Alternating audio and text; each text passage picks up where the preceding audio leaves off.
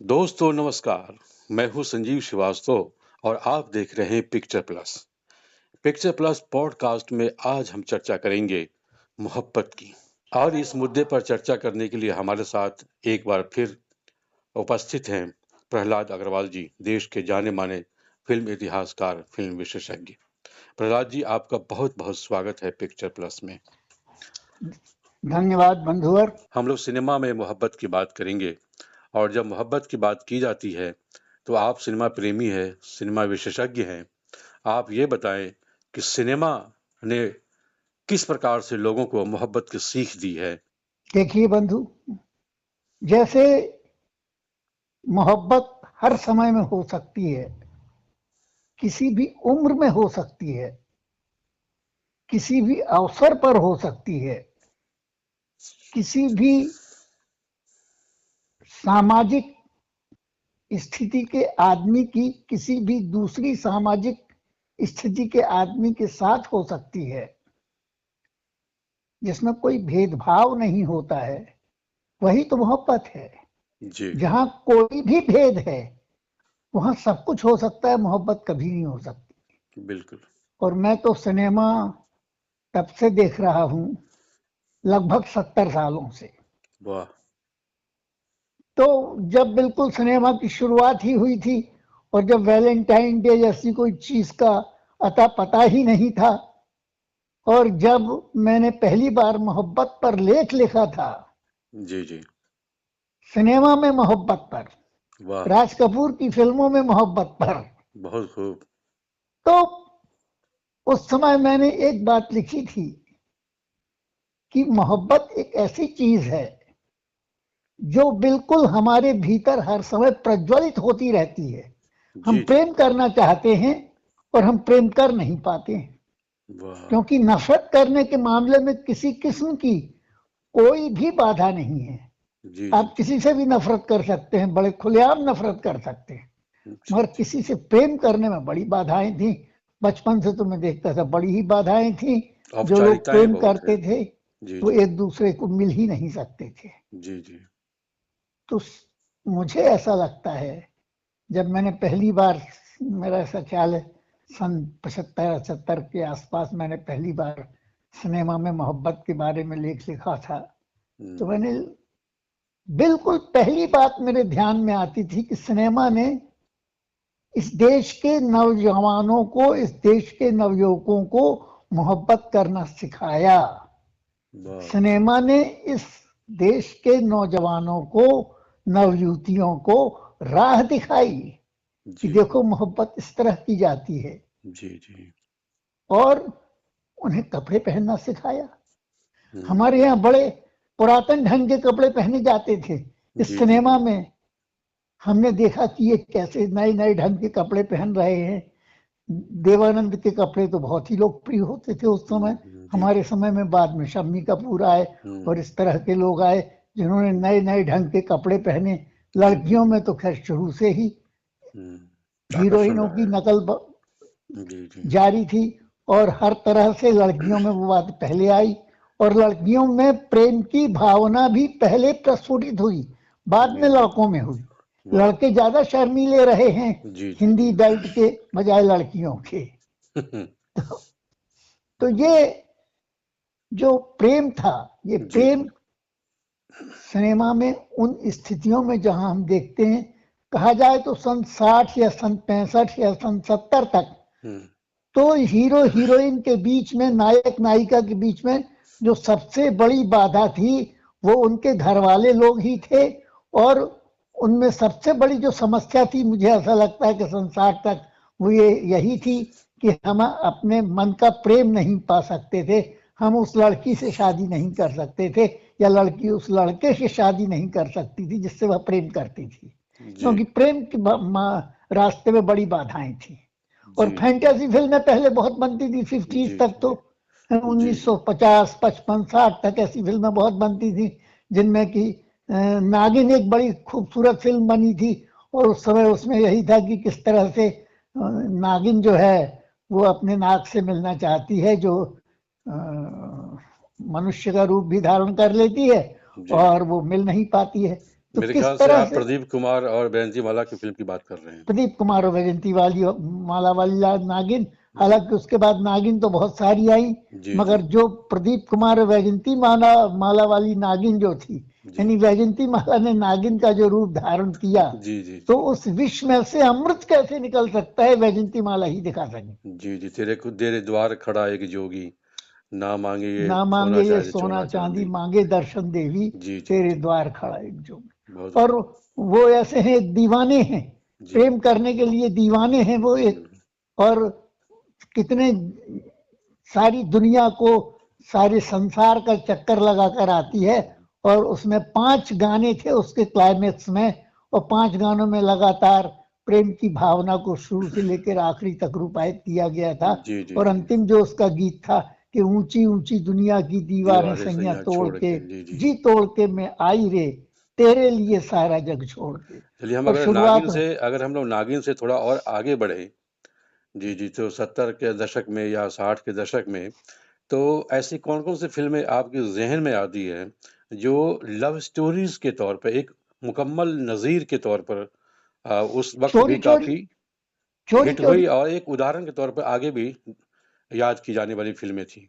चोरी चोरी अब बहुत भयंकर रूप से प्रेम, यानी उसमें कहानी में कुछ था ही नहीं सिवाय कि एक रात्रि में इस पर इसी तरह की कथा वस्तु पर आगे बहुत सारी फिल्में बनी, 16 साल भी बनी, और कई फिल्में बनी कि जिसमें एक रात में ही प्रेम की कहानी थी। जी मगर ये प्रेम की कहानी तरह तरह से चलती रही, और इस प्रेम की कहानी में तरह तरह के बाधाएं उपस्थित होती रहीं, और फिर ये बाधाएं धीरे धीरे बदलती चली गई। जी जैसे जी आज प्रेम में, आज अब लड़के लड़की के प्रेम के बीच में कोई माता पिता बाधा नहीं रहे। फिर बाद में जो खलनायक बाधा होता था, खलनायक भी अब बाधा नहीं रहा। अब जो है समाज बाधा हो जाता है कभी कभी।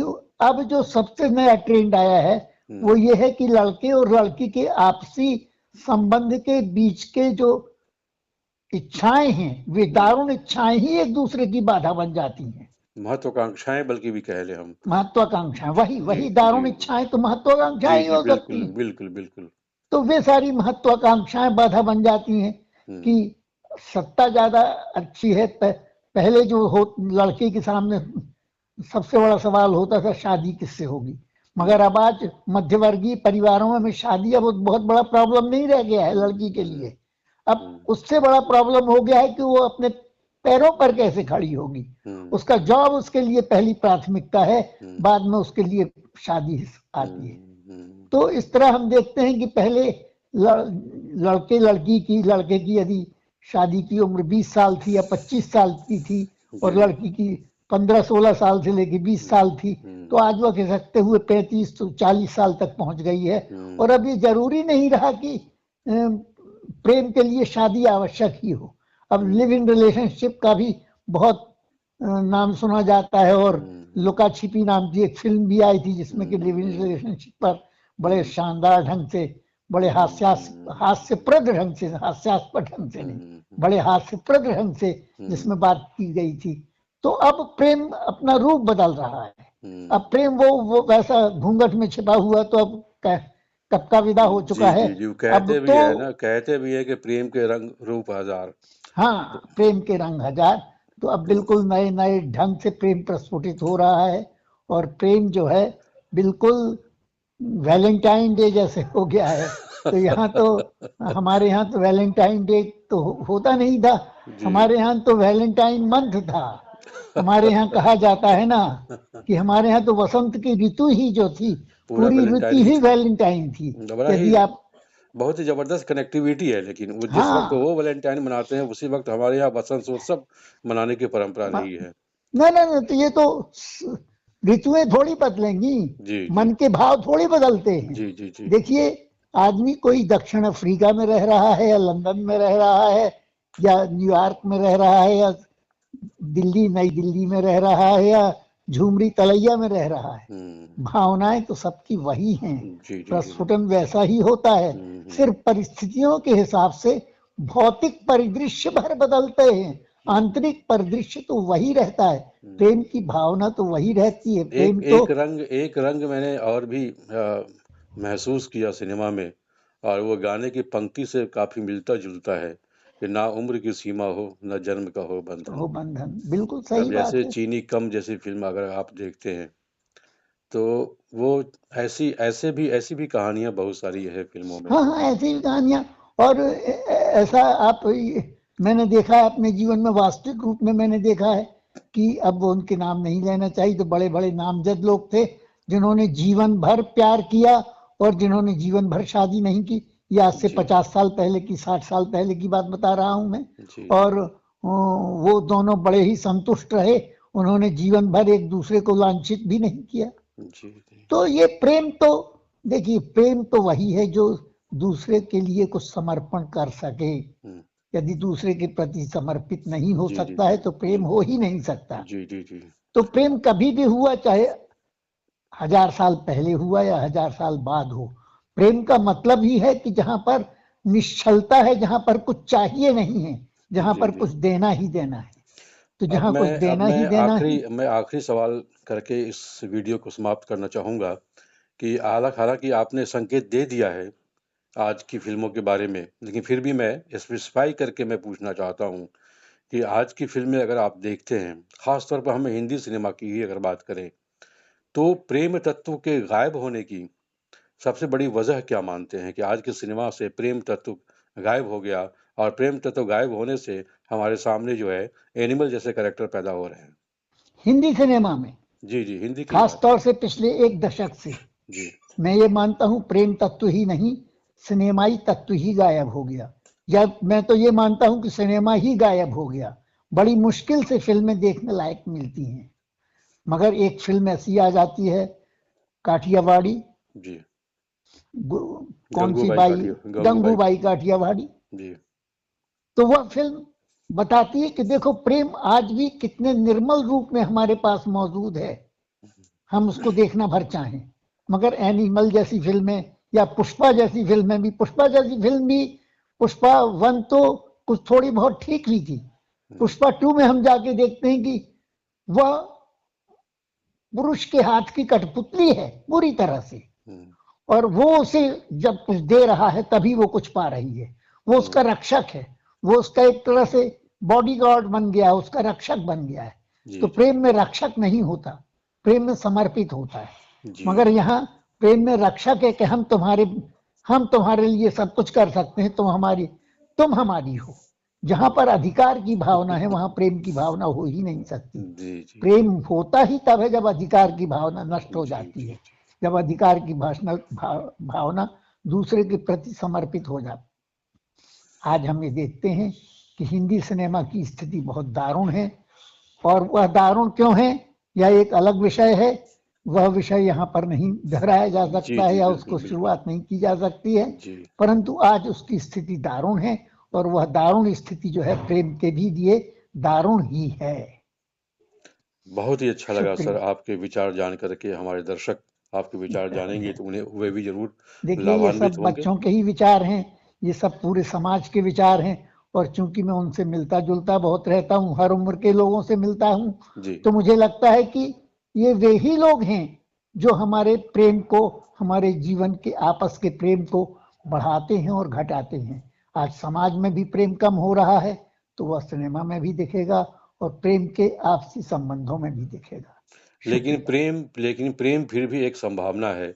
समाज में प्रेम कायम रहेगा और सिनेमा में भी प्रेम कायम रहेगा, किसी न किसी रूप में कायम रहेगा, और प्रेम के दर्शन होते रहेंगे। क्या बगैर समाज और प्रेम का कभी सिनेमा, संसार हो ही नहीं सकता। क्या समाज और सिनेमा, यदि इस दुनिया को ही रहना है तो प्रेम से ही रहना होगा। यदि प्रेम समाप्त होगा तो ये दुनिया ही समाप्त हो जाएगी। जी बद्री नारायण की वो कविता थी ना कि आखिर में अकेले मैं कैसे प्रेम पत्र बचाऊंगा। बहुत बहुत शुक्रिया आपका, बहुत बहुत धन्यवाद पिक्चर प्लस से बात करने के लिए। नमस्कार। नमस्कार।